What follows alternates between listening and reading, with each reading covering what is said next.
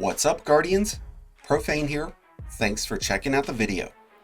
After spending a good portion of the beginning of this season running the Necrotic grips and the Swarmers, I decided to put those exotics down and check out some other Warlock exotics. And I think I've found a damn near perfect Strand build with the most unlikely exotic combination. One of the biggest drawbacks that the Strand Warlock subclass has had when it comes to end-game content has been its lack of health regenerating class abilities. We have Woven Mail, which is absolutely amazing at providing damage resistance, but that alone isn't going to get you very far. And that's where the Karnstein Armlets will provide a unique advantage that is just way too good to pass up on. At the beginning of the season, this exotic saw some pretty substantial reworks to its Vampire's Caress intrinsic trait. And now, whenever you defeat an enemy with a charged or uncharged melee, you'll receive a 3-stack of Cure, along with 1 stack of Restoration. And finishers will provide that same 3-stack of Cure, but it's going to grant a 2-stack of Restoration. When those stacks of Cure kick in, we'll instantly receive a full bar's worth of health.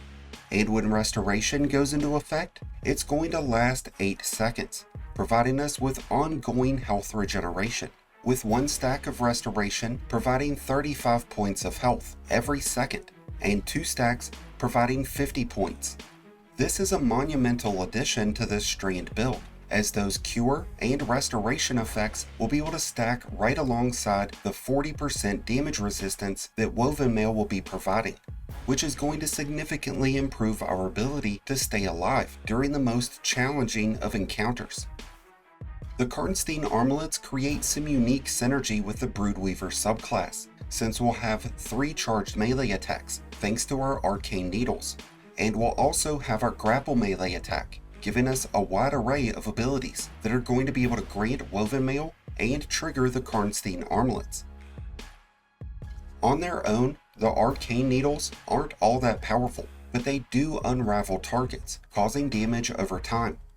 But in order to trigger the effects of Karnstein with the Arcane Needles, you'll need to get the final blow with the needle itself. So if you're up against anything tougher than a rank and file red bar enemy, you'll want to be sure to get them weak enough beforehand. The synergy that the Karnstein Armlets have with the Strand Grapple is the real beating heart within this chassis. And I know that there are some mixed feelings out there about using the Grapple when in more challenging content, but when that Grapple has the potential of granting us Cure, Restoration, and Woven Mail, it's a whole different story. And with how we have our class tree, our artifact, and our armor setup, along with our choices in weapons, we'll have exceptionally fast uptime of all of our abilities, and we'll be able to maintain Woven Mail and Restoration as long as we're engaged in combat. As far as aspects go, we're using the Wanderer, so when we strike an enemy with a Tangle, they'll become suspended. Suspended enemies are much easier to strike down than those that are mobile, and this will give us a secondary means of stunning unstoppable champions. Tangle creation is paramount when using the Grapple melee, because whenever you grapple to a Tangle, your grenade energy is instantly restored, which is something you can use to your advantage by chucking those Tangles at a faraway enemy, and then grappling onto the Tangle to launch yourself deep into the heart of the enemy. We'll talk more in depth about our weapon choices later on in the video, but to increase our Tangle productivity, we are using the Quicksilver Storm because of its ability to create Tangles off of its grenade launcher mode. We're also using Mind Spun Invocation, which is going to give those Grapple melees an extra pair of teeth. Whenever we strike enemies with our Grapple melee, we'll spawn little green rats that are going to apply bonus damage for us.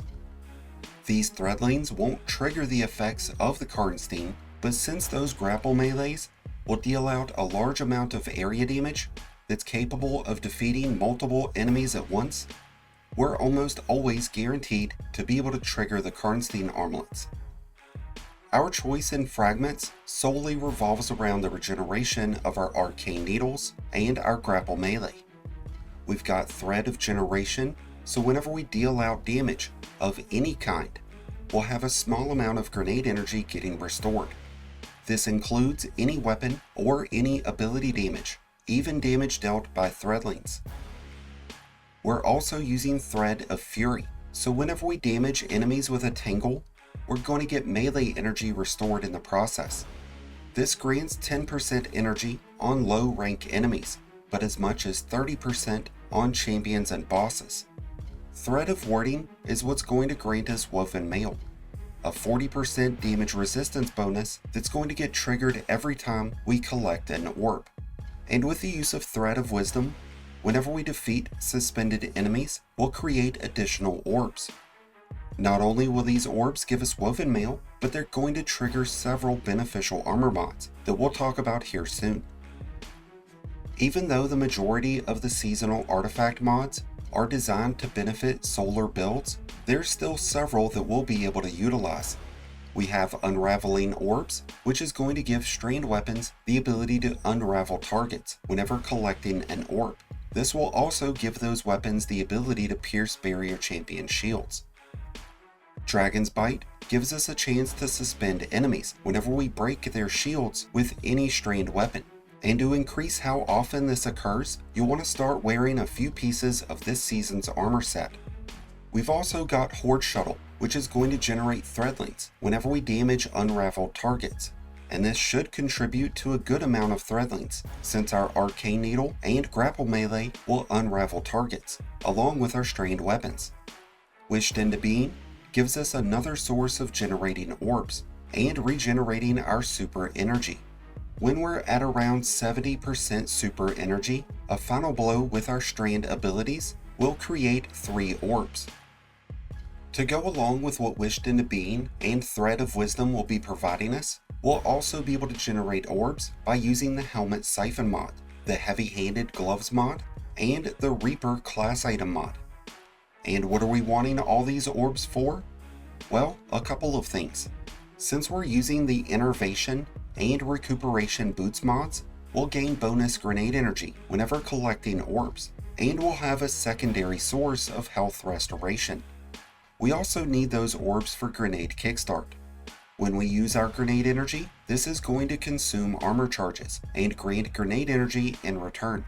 This is going to give us just under 40% grenade energy, and when that's added into all the other sources of grenade restoration, we'll be able to keep the Karnstein armlets continuously triggered. By using the Bomber class item mod, we'll be able to restore a little bit more grenade energy whenever we cast our Rift near enemies. With the use of 2 of these mods, we'll gain 17% grenade energy. When putting together the armor for this build, it will be important to focus on resilience to reduce the overall damage that you take while in PvE activities, but also discipline so that we'll have the shortest possible cooldown time on those grapple melees. Earlier we talked about the use of the Quicksilver Storm and how it will be a perfect combination to pair up with the Karnstein armlets, but there's a few other weapons that will have a great deal of success. The Final Warning Exotic Sidearm is one of those, and since it unravels targets and deals out a lot of damage, it's going to be a great option. The Wishkeeper Exotic Bow could be a viable choice, but I find that it puts you in a more passive playstyle. Legendary weapons with Demolitionist or Wellspring will greatly improve the uptime of our grenade energy, but so far this season, my preferred legendary weapon has been the Indebted Kindness, one of the biggest standouts this season, and it'll work out really nicely with this build if you can get it with permability. With in-game content in mind, the new Strand weapon trait called Slice is an invaluable asset, and it's available on more and more weapons, including the Scatter Signal, the Marcato 45, the Dragon Colt Sickle, and it might even be an option on the new Tusk of the Boar grenade launcher when it releases later this season. This weapon trait severs enemies after casting your class ability, causing them to deal 40% less damage, which is really going to work out in your benefit when you're up close and personal performing those grapple melees. Whether you're trying to take on Legendary and Master Lost sectors, Grandmasters, dungeons, or raids, the Karnstein Armlets will be a perfect choice to give that Strand Warlock an incredible advantage in survivability. And with that, we've come to an end of today's Broodweaver build, featuring the Karnstein Armlets in combination with the Quicksilver Storm. I'd love to hear your thoughts about this build and what build you've been running so far this season. And let us know what your thoughts about the Guardian games are, so let us know down in the comments below. Thank you as always for checking out the video. If you enjoyed and found it helpful, then be sure to hit that like button below, along with the subscribe button if you're new. Both are greatly appreciated, and both really do help support the channel. If you're a new Light Guardian, just starting your journey, or a battle-hardened veteran, just looking for a new home, then be sure to check out the Discord link in the description below and join one of the greatest communities in all of Destiny. And to those looking to make a copy of today's build, you can find a link to the Destiny Item Manager page down in the description below. And until next time, Guardians, this has been Profane, wishing you all some happy hunting.